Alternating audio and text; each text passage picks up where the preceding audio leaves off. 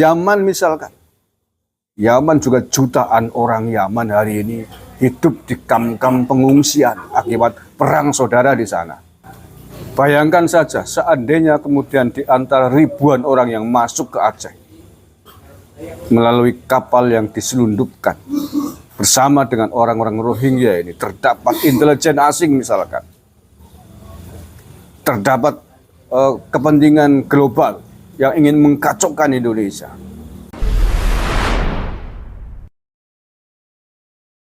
Assalamualaikum warahmatullahi wabarakatuh. Salam sejahtera bagi kita semuanya.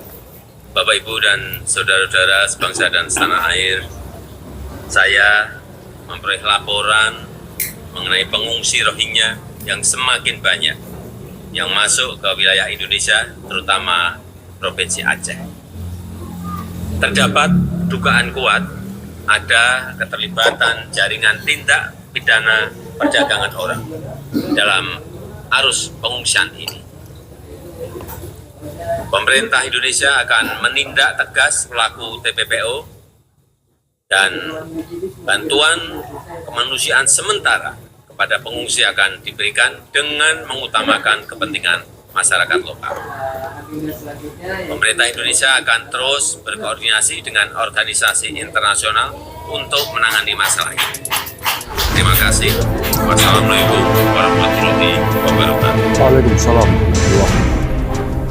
Assalamualaikum warahmatullahi wabarakatuh. Saudara-saudaraku sebangsa setanah air yang saya cintai, saya banggakan.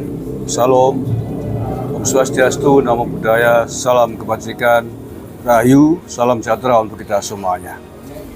Saya sangat mendukung sekali atas sikap tegas Presiden Jokowi terkait dengan semakin banyaknya imigran gelap dari Rohingya di Aceh baru-baru ini.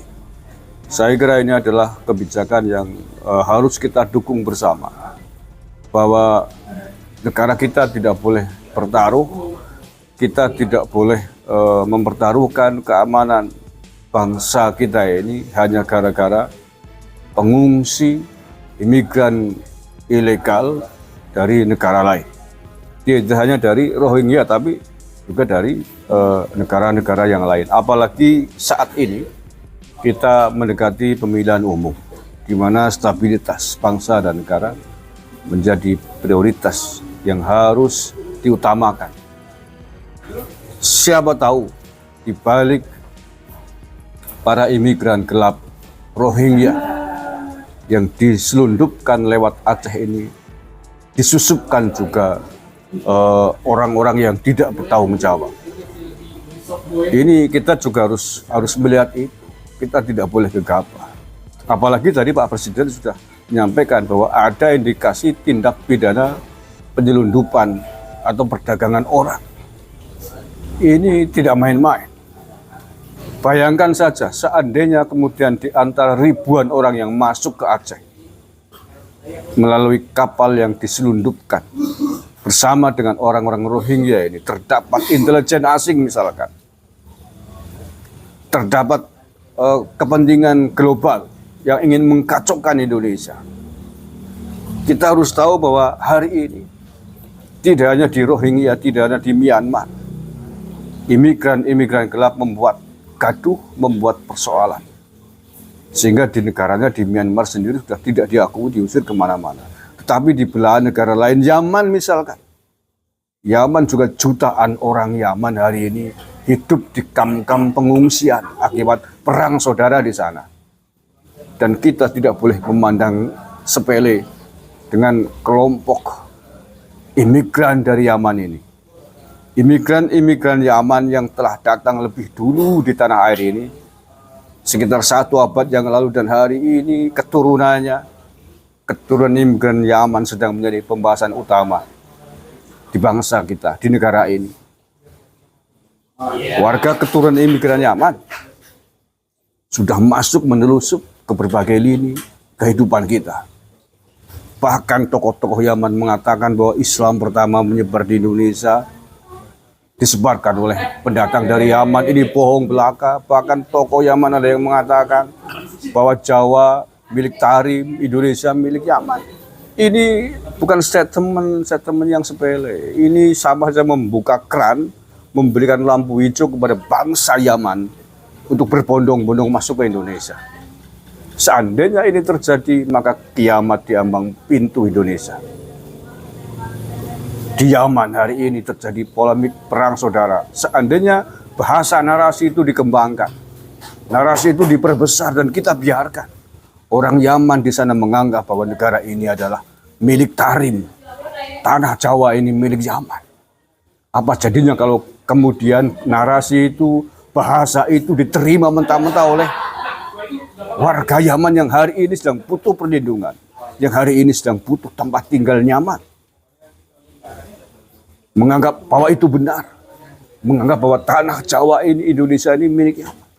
Mereka datang ke sini dengan semangat bahwa ini negaraku, ini milikku. Didukung oleh kelompok-kelompok di sini yang sudah masuk, menelusup ke berbagai lini, memusuhi negara, memusuhi Indonesia. Mengatakan ini rezim zalim, mau jadi apa? Apakah kita rela negara ini diopok-opok oleh para keturunan imigran Yaman, ditambah dengan pengungsi Yaman yang lain yang mungkin bisa menyelundup ke tanah Nusantara ini? Kita tidak boleh membiarkan itu terjadi. Sejengkal pun kita harus mempertahankan harkat dan martabat bangsa ini. Indonesia milik kita, Nusantara milik kita. Kita harus jaga dan kita sangat mendukung ketegasan pemerintah untuk tidak main-main menampung para pengungsi imigran dari Rohingya di Aceh ataupun di belahan tanah Nusantara yang lain. Harus dipulangkan tanpa syarat. Tidak usah ditampung di pulau mana, karena ini sangat berbahaya. Kalau kita memberikan lampu hijau, mereka diterima berbondong-bondong di sini, ditempatkan di sebuah pulau, maka besok akan terjadi lagi gelombang migrasi dari bangsa asing masuk ke Indonesia. Dan bukan hal yang mustahil, tidak menutup kemungkinan migrasi gelombang warga Yaman bisa masuk ke Indonesia dan menganggap bahwa ini adalah tanah Yaman. Itu tidak boleh kita biarkan. Sekali lagi, saya menyambut baik ketegasan negara, ketegasan pemerintah Indonesia, ketegasan Pak Jokowi untuk menolak seluruh imigran dari Rohingya dan imigran dari bangsa yang lain. Demi apa? Demi keutuhan negara kesatuan Republik Indonesia yang kita cintai. Terima kasih. Assalamualaikum warahmatullahi wabarakatuh. NKRI harga.